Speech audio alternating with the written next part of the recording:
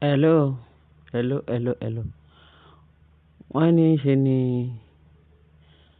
wọ́n gbọ́ pé allegedly pé wọ́n ní olórí Mariam wọ́n ló ránṣẹ́ wá sí kábíyèsí pé kábíyèsí kó jọ̀ọ́ o, àwọn yẹn ń sick o, òun wà lọ́sítù o, àwọn méjèèjì àwọn ìbejì pé wọ́n ní wọ́n strong o, pé òun dẹ̀ ti wà lọ́sítù báyìí o, pé wọ́n ní àwọn ọmọ yẹn ń wá bàbá wọn o, wọ́n ní wọ́n fẹ́ rí bàbá àwọn o, pé kò bàbá ṣáṣun pé nǹkan tó jẹ́ kí àwọn ọmọ yẹn máa sick nìyẹn o, pé therefore kí kábíyèsí gbà òun ò mọ nǹkan tóun lè ṣe báyìí o, òun ò ṣe torí àwọn yẹn sick o, wọ́n ní bàbá wọn náà ń wà.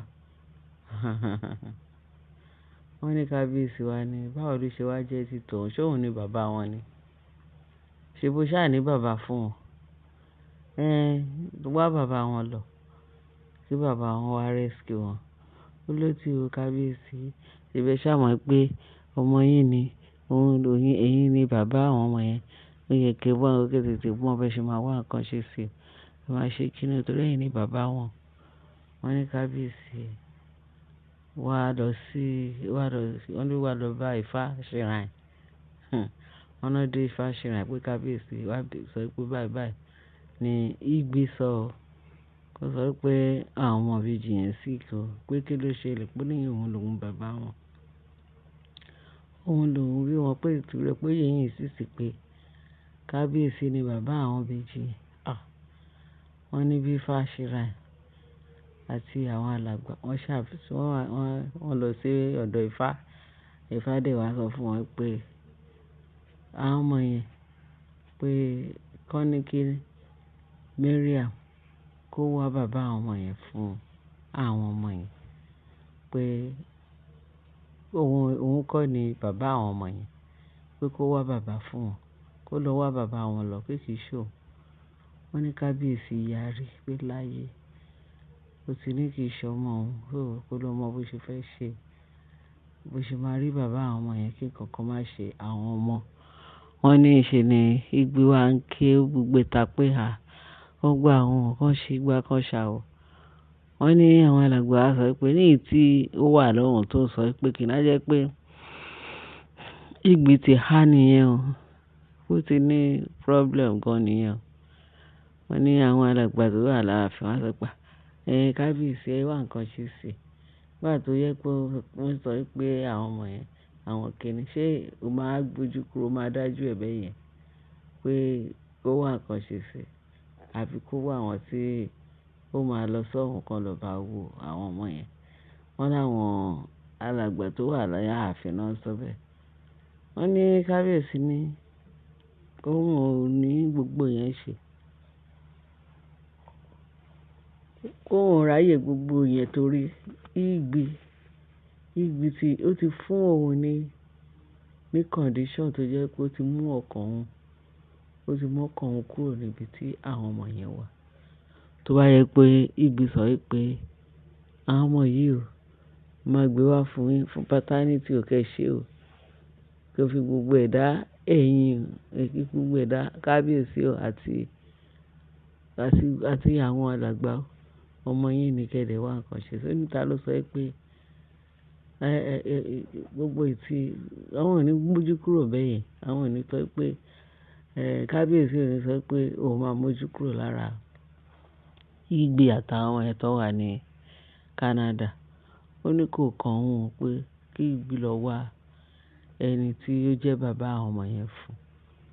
Lọ́ba ní pé wọ́n láwọn alàgbà wá sọ fún kábíyèsí pé ṣé o mọ̀ nǹkan tó máa ṣe, pé kí kábíyèsí pé àwọn tó wà lọ́pọ̀ àwọn àgbà wà lọ́hùn nínú àwọn ọ̀rẹ́ kábíyèsí tó jẹ́ àgbàlagbà pé kán lọ assist Igbe lọ́hùn, kán wo condition bá àwọn ọmọ yẹn ṣe rí. Wọ́n ṣe kán bá Igbe sọ̀rọ̀ bóyá á rí bàbá àwọn ọmọ yẹn láti ó jẹ́wọ́ fún wọn pé kábíyèsí lóòótọ́ wọn ní bàbá wọn, wọ́n á dẹ̀ mọ nǹkan tó máa ṣe sí i. Pé kábíyèsí kọ́ ni bàbá wọn, wọ́n á dẹ̀ mọ nǹkan tó máa ṣe sí i. Ṣùgbọ́n eléyìí tó wá ń bá wọn sọ pé kábíyèsí ni bàbá àwọn ọmọ yẹn, torí ẹ̀ pé kábíyèsí wá ṣe kí ni, kó accept pé àbí kí kábíyèsí máa bọ̀ ní Canada, àbí ìtumọ̀ pé kábíyèsí ni bàbá wọn. Pé nǹkan tí kábíyèsí wá ṣe pé wọ́n ní pé kábíyèsí ó ṣàṣẹ́ǹdà ó pé àwọn àgbàlagbà tó wà lọ́hùn pé kán lọ wo Igbe o, kán lọ wo wọn àtàwọn ìbejì yẹn bóyá lóòótọ́ làwọn yẹn sí kàbí kán lè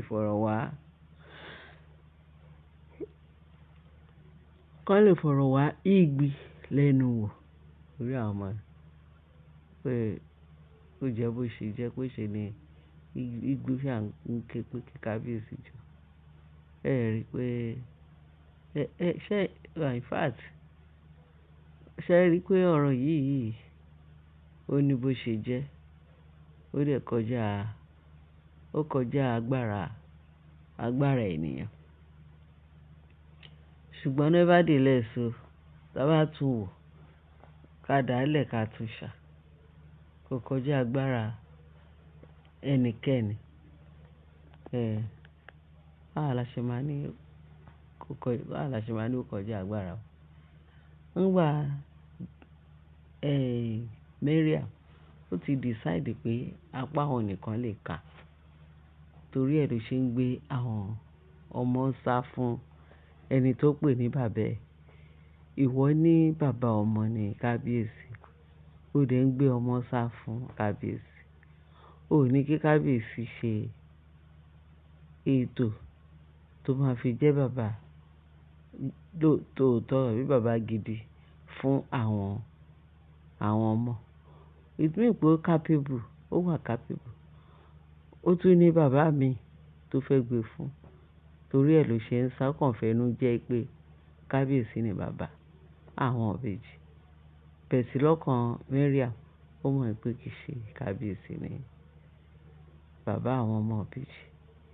Nígbà tí wàhálà wá délẹ̀ sí ló wá sọ pé bàbá àwọn ìbejì. Mariam máa tàn rẹ̀ jù. Ìwọ ní bàbá àwọn ọmọ. Ìwọ náà ṣiṣẹ́ fún àwọn ọmọ pé kábíyèsí ni bàbá wọn. Nígbà tó wá délẹ̀ tó wá ní kábíyèsí ni. Ẹ kàn fi ìyà ń jẹra yín. Ọlọ́run wa tó ń gbé ni níjà kẹ́rù òbó níjà. Ẹ̀yin fi pé bóyá ẹ lè dá ṣe.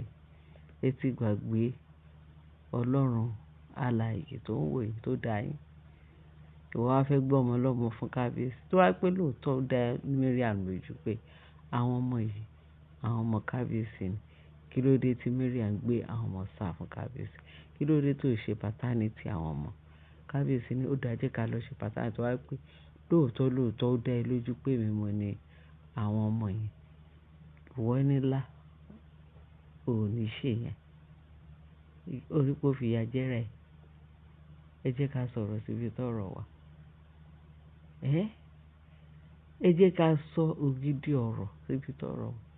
Gbogbo ìta kan sọ yìí, a kàn fi ń ṣe yẹ̀yẹ́ ni wọ́n fi Mariam ṣe yẹ̀yẹ́. Mariam burú wá rẹ̀, bó ṣe ń fi ara ẹ̀ ṣẹlẹ̀ yà. Ó dà bẹ́ẹ̀. Tí kábíyèsí bá yarí pé òun ò ní dá sọ̀rọ̀ àwọn ẹ̀, ṣé ta ló fẹ́ blame kábíyèsí? Ó fẹ́ kó bá ẹni ẹlẹ́ni. Ó fẹ́ kó bá ìjọba kábíyèsí. Àbọ̀ mọ̀ pé àwọn oníṣẹ̀ṣe, Ọlọ́run gan ò fẹ́, apart from àwọn oníṣẹ̀ṣe, Ọlọ́run gan kò fẹ́ bẹ́ẹ̀. Èèyàn gbọ́dọ̀ fi èrú gba ìbùkún. Níbi kábíyèsí bí ó ṣe wà nípò yẹn, kò gbọ́dọ̀ fi èrú gba ìbùkún. Wọ́n ní ẹ̀ṣẹ̀ àmọ̀mọ̀dá, Ọlọ́run ń dáríjì. Kábíyèsí ò lè sọ pé àwọn ọmọ yẹn mọ̀ ọ́n. Tí ìwọ kẹ̀dẹ̀ rí dẹ̀ mọ̀ lọ́kàn pé àwọn ọmọ yẹn ń ṣe ọmọ kábíyèsí. Ẹ̀yin èèyàn mi, ẹ ṣé jàre bẹ́ẹ̀ ṣe ń tẹ́tí sí wa. Ẹ bá wa dá sọ̀rọ̀ yìí. Ẹ bá wa share, ẹ bá wa like, ẹ bá wa subscribe, kẹ́dẹ̀ bá wa love. Ẹ ṣé gan ni bẹ́ẹ̀ ṣe ń tẹ́tí sí wa. Ẹ bá wa dá sí ní comment section. Ẹ ṣé gan, àbọ̀ Ọlọ́run á dájú lórí wa. Jésù Olúwa wa. Àmín.